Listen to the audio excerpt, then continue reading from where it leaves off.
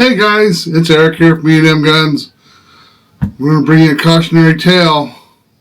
Stay tuned.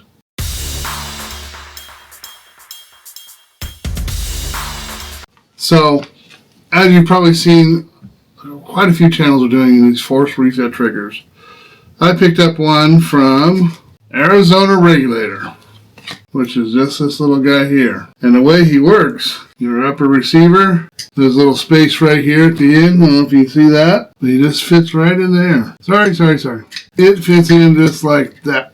And this is another force reset trigger. It does come with, it looks like a little trigger bar, not the little trigger bar, but it comes with the, I can't think what they call it, D10 or what do they call that darn thing. So it gives you a little adjustment. If you watch the videos, it looks like you can, if you're not functioning properly, you can file on this a little bit to get that to work. My hope was to be able to still take some of my guns to Oregon and go shooting with my nephews and stuff, or my nieces. So I didn't want to modify another one with a super safety. So that's why we bought this one. Because as you know, Oregon has banned rapid fire devices such as this. So I bought this one, and I thought I would be able to play with this one to use here in Idaho, and then if I travel with my gun, my pistol, I can take it back out and not, be compliant when I'm in Oregon. So that was the whole point about that one, is to be able to do force reset here in Idaho and not worry about taking that gun to Oregon and having to change out my trigger group every time. But my cautionary tale is, I looked into force reset triggers a little bit deeper, and I'll put them on the board here. And I see eventually it coming down the pipeline with a Democratic government, president, or even Congress, that we won't see a congressional rule come across the desk there banning rapid fire devices. 13 states have already done it. And I'll show those to you.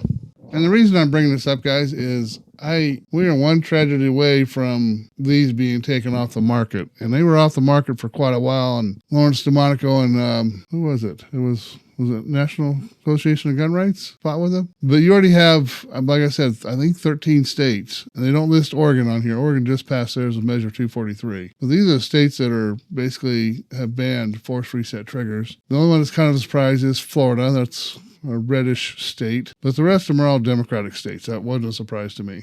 And Lord knows that the ATF never changes their mind or does enforcement or ban, when they're not going to enforce something. The next wind of change comes through Democrat, a mass shooting using one of these devices. We are going to see a push to stop them. And be quite honest, it's the closest we can get as civilians to owning a machine gun, even though it's not a machine gun, but the rate of fire simulates a machine gun. So it's as close as we're going to ever get. I think we need to try to figure out how either get legislation to pass to protect them, so Congress doesn't write a law to take them off the market. It might be worth talking to an attorney now and finding out what you can do to prevent another ATF confiscation of your device. I just don't. You just know what the ATF's going to do as soon as the next president changes. It's going to be, those things are going to be definitely hot on the table. Like I said, there's already 13 or 14 states that have already outlawed them now or banned them. So, yeah, the writing's on the wall. This little fun time we're having with them is going to come to an end with the next administration if it's Democratic. So let's maybe push our congressmen to introduce legislation to protect these devices under the Second Amendment. I don't know, guys. That's just my thought. That's my cautionary tale for you. You guys have a blessed week. As normal, I love you. Peace out.